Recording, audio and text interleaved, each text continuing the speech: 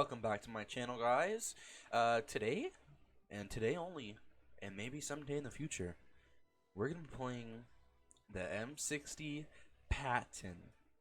Now, um, the reason I ended up buying this tank, to be honest, is because I visited a museum in Paso Robles, California, called the Estrella Warbird Museum, and while I was there, they had the turret of an M60 Patton in place, and I'll actually go ahead and show a photo right now.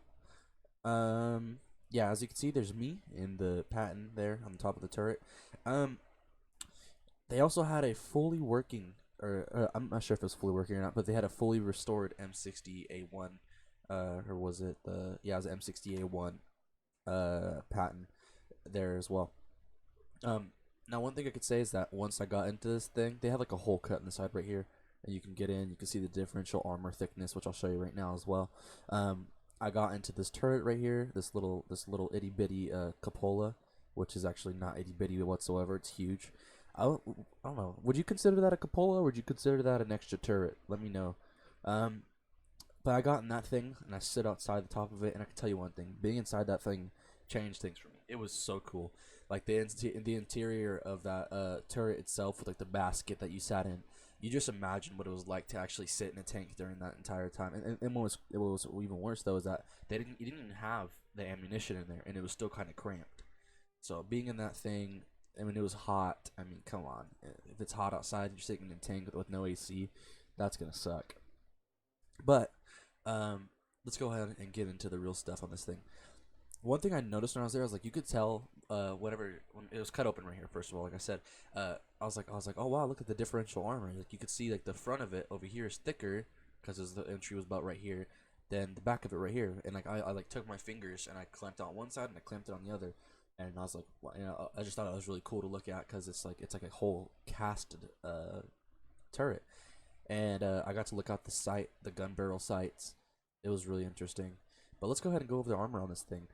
Now, a lot of people call this thing a heavy medium. It's right in between. Like, so there's like small and medium. You call those mediums. A heavy medium. What would you call that? Would you call that a hedium? A mevi? I don't know. You tell me.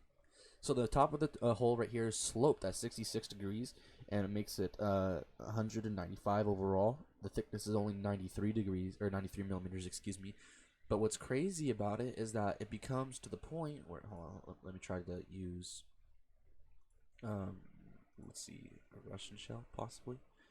Cold War era kind of stuff. So yeah, 1951, that's not bad. So you will go like that. So the top of the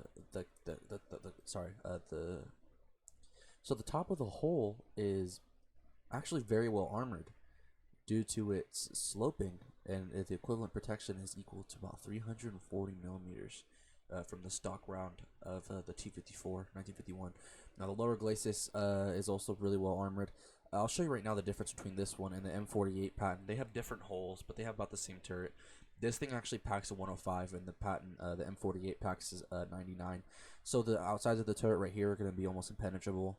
Real nice. If you get hit in your mantlet, except for like this little small spot up here, you get hit in your mantlet, you're pretty much screwed. But then again, this thing is a medium tank. Keep that in mind, and it has like the same traits as a heavy tank, except it's as fast as a medium tank. Now this I can say I've played a few times. I like this tank a lot. Um, the sides are not that thick either, though. The sides, let's go. I'm actually over here on the sides. Sides is 70 right there at that crease, but then it's gonna be 54, 43, 36. So you'll get penned from the side very easily, especially in your turret area. The rear, no one really, you don't gotta worry about getting shot in the rear in higher tiers. 25 millimeters, 40, 20, 28. The tracks are gonna be 20, and the wheels are gonna be 20. Just normal stuff. But what I find really cool about this thing is that it comes with fin stabilized rounds, and I haven't researched them on this one yet, but they are interesting because I played them. I use them with my M48. So now the M48, you could tell, has a different hole. It has more of a cast hole with like the weird rubby, like it looks like it looks kind of like a frog. a frog. Um, the front right here is 200, and then what sucks about it is that this area right here is kind of flatter, so you get 122 millimeters, and that's really easy penetrable. Down here down here is also kind of flattened. Really, it's not that sloped, and it's only 63 millimeters. So you have really bad weak spots like right here, all in this area. Your upper hull is pretty well sloped and angled and all those different places, but your lower glacis is terribly armored. It's the same turret, literally the same exact turret. Let's go ahead and jump into a battle with this thing. It seems that we might be a little bit up tiered here. Yep, a Bradley. Very nice. I can only imagine what they have now. Probably at least 6 leopards. Let's go ahead and count on that. Like I said, it's not that slow. This thing is actually pretty sporty for its weight and everything considered. So once we start going in a position that's not uphill, you'll see right now it's quickly accelerating up to 20 miles an hour. Usually stays at about that speed. We're gonna hit a dip right here, so we're slow down. Yar. Not that bad. We're gonna slow down that bad. We got some trees. We don't care about no trees. Okay. So one thing I can say is look at this little thing. This thing's like it's a turret. I mean, if you could find the definition of a turret and the definition of a cupola, I think it just might be just the hybrid of the both. We could call it a tupola or a curret or a kerpultit.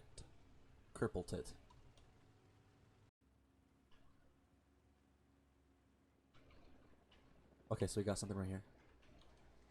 Right off the bat, we got 10 degrees of good. Oh, that was just a. Okay, so we have, looks like one of those rocket shooting tanks. I don't know what that is yet. There we go. It's a Raketenjagdpanzer 2. German is such an angry language. It looks like we already lost somebody. See, there's shooting coming from that area over there, so I know for a fact that there's already something in that area. Now, with this thing, what I've learned so far is that you want to play from a distance and make sure that you don't expose your sides too much. Now, this side, I don't think we're gonna have anything shooting us from that side because it's friendly area. But over here in this area, this is where we're gonna be aiming towards. Oh, did you notice how little I had to adjust for bullet drop or round drop? This gun is its velocity is very high. I'm sure once we capture A, we'll start seeing a little bit more. We'll start seeing some more foot traffic or truck traffic.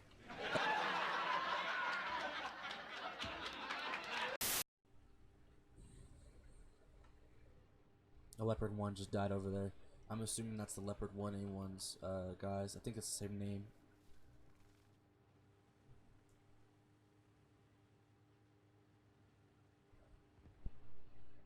So I got a T-32E1 following me in here. I appreciate you, brother. I don't have smoke. I don't know if you can research a smoke grenade on this thing. I wish you could. It's a medium tank. It would make sense. So they're tagging over here to the left. Oh, there's a Leopard 1. So like I said, something in that area that they're tagging. I just couldn't get an eye on him, and it looks like he already killed my buddy as well.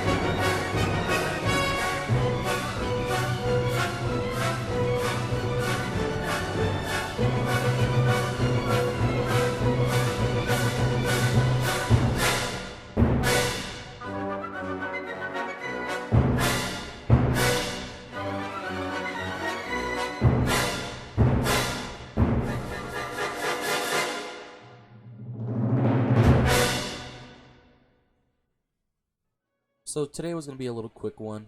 I know it was a lackluster kind of battle. Um, I do think this tank is fun. I just haven't gotten into a battle today that is just really showcase worthy. It is a really nice tank. It does perform well whenever you're in good situations, but whenever you're not in a good situation, you usually just get you just get screwed. Um, the armor, like I said, in the front is decent, but we got taken out a few times real fast there.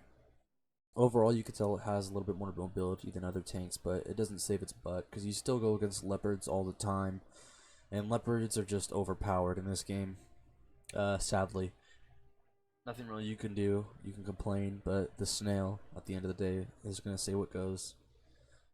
Thank you guys so much for watching. Go ahead and leave a comment down below. Give me a little bit of feedback. I always enjoy getting that.